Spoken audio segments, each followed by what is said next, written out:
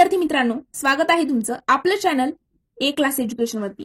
मित्रांनो, आज आपण अंगणवाडी पर्यवेक्षिका या पदाबद्दल बघा, मागील व्हिडिओमध्ये आपण पदाची संपूर्ण माहिती घेतली होती, काय पात्रता वगैरे हवी, पण आजच्या व्हिडिओमध्ये त्याकरिता नक्की कोणकोणती महत्त्वाची डॉक्युमेंट्स म्हणजेच कागदपत्र लागणार आहेत त्याबद्दल आपण डिटेल डिस्कस करणार आहोत।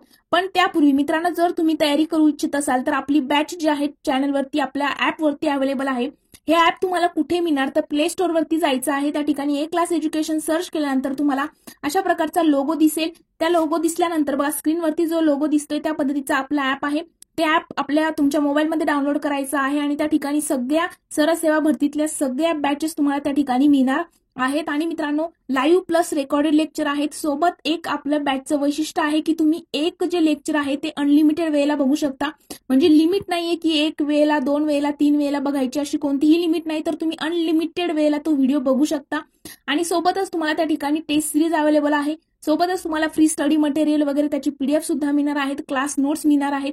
त्यामुळे जर तुम्हाला बेसिक पासून बॅच करायची असेल तर आपलं चॅनल जे आहे त्याच्या अबाउट सेक्शन मध्ये आपल्या त्या ठिकाणी टेलिग्राम ग्रुपची लिंक आहे। आपला टेलिग्राम ग्रुप जॉईन करायचा आहे। टेलिग्राम ग्रुप जॉईन केल्याचे 3 फायदे आहेत। त्या ठिकाणी तुम्हाला स्पर्धा परीक्षेच्या नवनवीन अपडेट, त्यासोबतच आमच्यासोबत कम्युनिकेशन पर्सनली तुम्ही करू शकता।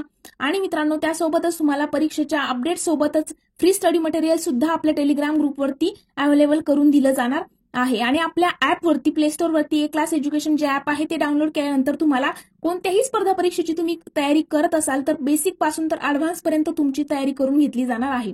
चला तर मित्रांनो, आपण आजच्या व्हिडिओला सुरुवात करूया।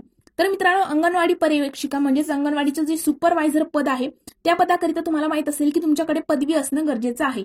पण कागदपत्र काय महत्वाचे आहेत तर बघा, पहिलं तुमचं महत्वाचं कागदपत्र आहे तर 10वीचं मार्कशीट।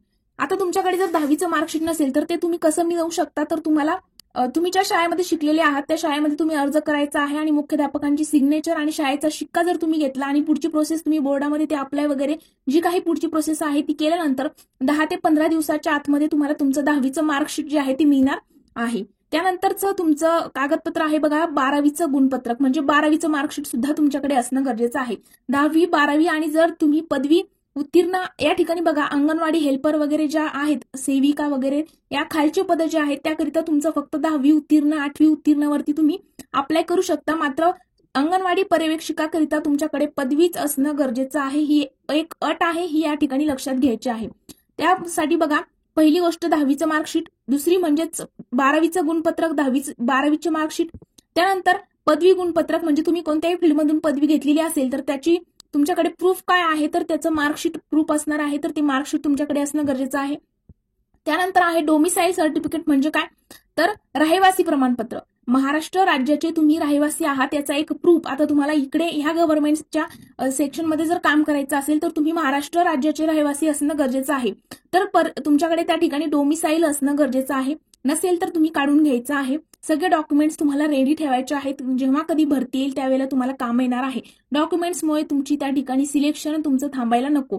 त्यानंतर बघा आहे कास्ट सर्टिफिकेट। आता हे प्रत्येकाकडे असेल का तर नाही, जे कॅटेगरीमध्ये येतात, जसं ओबीसी असेल, एससी एसटी कॅटेगरी असेल, तुमच्याकडे कास्ट सर्टिफिकेट असतं। जर नसेल तर तुम्हाला या ठिकाणी ओपन मधून फॉर्म भरावा लागेल आणि आरक्षण वगैरे कोणत्याच गोष्टी लागू होणार नाहीत, सवलती मिळणार नाही। तर अशा पद्धतीने तुमच्याकडे कास्ट सर्टिफिकेट म्हणजेच जातीचं प्रमाणपत्र सुद्धा असणं गरजेचं आहे।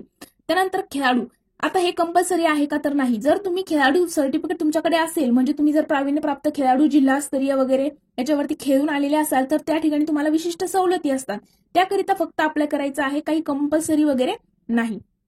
त्यानंतर आहे, जर तुम्ही प्रकल्पग्रस्त, भूकंपग्रस्त वगैरे असाल तर त्याचं सर्टिफिकेट तुमच्याकडे असणं गरजेचं आहे, त्याकरिता सुद्धा तुम्हाला विशेष सवलती या ठिकाणी मिळणार आहेत। नंतर आहे बघा, डीएड बीएड जर झाला असेल तर त्याचं गुणपत्रक, आणि मेन म्हणजे मित्रांनो टीसी काय तर आपण जेव्हा शाळा सोडतो तर शाळा सोडल्याचा दाखला म्हणजे आपली टीसी, ती कशासाठी आवश्यक आहे तर त्या ठिकाणी आपलं जन्म दाखल्याकरिता ते आपल्याला या ठिकाणी अप्लाय करायचं आहे। त्या ठिकाणी आपली जन्मतारीख असते, त्यामुळे तो एक जन्म दाखला म्हणून एक प्रूफ असतो, त्यामुळे शाळा सोडल्याचा दाखला तुमच्याकडे असणं गरजेचं आहे। त्यानंतर आहे, जर तुम्ही विवाहित महिला असाल तर तुमच्याकडे विवाह नोंद प्रमाणपत्र असणं गरजेचं आहे। आता ज्या अविवाहित आहेत त्यांना या ठिकाणी गरज नाही, कारण की त्यांचे ऑलरेडी सगळे डॉक्युमेंट जे आहेत ते वडिलांच्या नावाने असतात, काही अपडेट वगैरे करायची गरज नसते। मात्र जर तुम्ही विवाहित महिला असाल तर तुमच्याकडे विवाह नोंद प्रमाणपत्र असणं गरजेचं आहे। नंतर बघा नावात चूक झाली असेल, नावात बदल झाला असेल तर ते तुम्हाला अपडेट वगैरे करून घ्यायचं आहे. आता ते स्पेशली सांगायची गरज नाही. त्यानंतर ओळखपत्र. आता ओळखपत्राकरिता तुम्हाला Aadhaar card, PAN card, driving licence आणि मतदान ओळखपत्र. आता चारही लागणार आहे का? तर नाही. तुम्हाला कोणतंही एक या ठिकाणी ओळख म्हणून कोणतंही एक तुम्ही देऊ शकता. आधार कार्ड असेल तरी चालेल, पॅन कार्ड असेल तरी चालेल, दोन्ही नसतील आणि ड्रायव्हिंग लायसन असेल तरी काही हरकत नाही. वोटिंग कार्ड जे आहे तेही चालेल. तुमचं कोणतंही एकच तुम्हाला या ठिकाणी अप्लाय करायचं आहे. नंतर मित्रांनो महत्वाची गोष्ट, ईमेल आयडी आणि मोबाईल नंबर. आता काय करतात मुलं, हे सगळे डॉक्युमेंट जे आहेत ते एकदम बारकाईने चेक करून वगैरे सगळ्या गोष्टी त्या ठिकाणी बघतात. पण ईमेल आयडी आणि मोबाईल नंबर सुद्धा खूप महत्वाचा आहे. कारण की बघा, फॉर्म फिल करताना जेव्हा तुम्ही जो मेल आयडी टाकता, जो मोबाईल नंबर टाकता, तो तुमचा चालू असायला हवा. चालू मोबाईल नंबर तुम्हाला व्हॅलिड ईमेल आयडी आणि मोबाईल नंबर त्या ठिकाणी द्यायचा आहे. कारण की जो ओटीपी येईल तो तुमच्या मोबाईल नंबरवर येणार आहे. पुढची जी काही नवीन अपडेट असेल फॉर्म भरल्यानंतरची, कधी एक्झाम आहे वगैरे सगळ्या गोष्टीच्या, तर ते मेल आयडी वरती तुम्हाला मेल येणार आहे. त्यामुळे तुम्हाला एक व्हॅलिड ईमेल आयडी आणि फोन नंबर त्या ठिकाणी द्यायचा आहे. तर ही झाली अंगणवाडी पर्यवेक्षकाची कागदपत्रांची सविस्तररित्या माहिती. जर तुम्हाला या व्हिडिओ नंतर पण कोणत्याही प्रकारचा डाऊट असेल तर मित्रांनो याच व्हिडिओच्या कमेंट सेक्शन मध्ये तुम्ही विचारू शकता. या ठिकाणी थोडासा लेट तुम्हाला रिप्लाय मिळू शकतो, कारण की कमेंट्स खूप असतात, व्हिडिओज खूप आहेत आपल्या चॅनलवरती. आणि मित्रांनो बघा, जर तुम्हाला आमच्यासोबत पर्सनली कम्युनिकेशन करायचं असेल आणि डाऊट विचारायचे असतील तर आपल्या चॅनलच्या अबाउट सेक्शन मध्ये टेलिग्राम ग्रुपची लिंक आहे. टेलिग्राम ग्रुपवरती जायचं आहे. त्या ठिकाणी तुम्हाला फ्री स्टडी मटेरियल सोबत आमच्यासोबत तुमचे कम्युनिकेशन पर्सनली तुम्ही करून तुमचे डाऊट विचारू शकता. 24 तासाच्या आत तुम्हाला त्या ठिकाणी सोल्युशन सुद्धा मिळणार आहे. तर आणि प्ले स्टोअर वरतून आपले एक क्लास एज्युकेशन ऍप सुद्धा डाउनलोड करायला विसरू नका. तर आज आपण इथेच थांबणार आहोत. जर तुम्हाला व्हिडिओ आवडला असेल तर व्हिडिओला लाईक, कमेंट आणि तुमच्या मित्रांसोबत देखील शेअर करायला विसरू नका. Thank you so much.